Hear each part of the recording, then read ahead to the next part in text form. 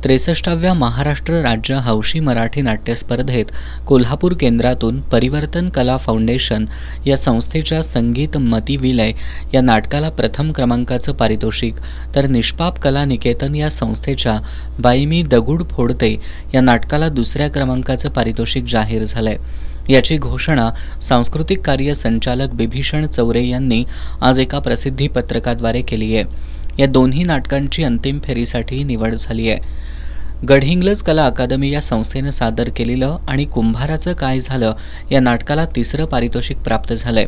दिग्दर्शनामध्ये प्रथम पारितोषिक संगीत मती विलय या नाटकाचे दिग्दर्शक सतीश तांदळे आणि द्वितीय पारितोषिक बाई मी दगड फोडते या नाटकाचे दिग्दर्शक देविदास ओमणकार यांना जाहीर झालंय।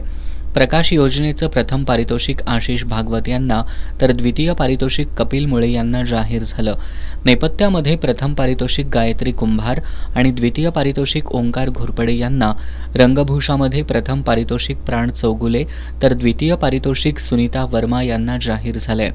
उत्कृष्ट अभिनयाचं रौप्य पदक तिचे संदर्भ नसलेली गोष्ट या नाटकाचे संतोष आबाळे आणि भाऊबंदकी नाटकातील संपदा गावस यांना जाहीर झालं।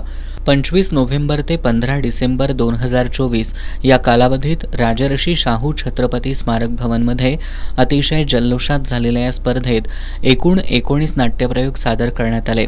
स्पर्धेसाठी परीक्षक म्हणून अविनाश कोल्हे, प्रवीण शांताराम आणि पूर्वा खालगावकर यांनी काम पाहिलं।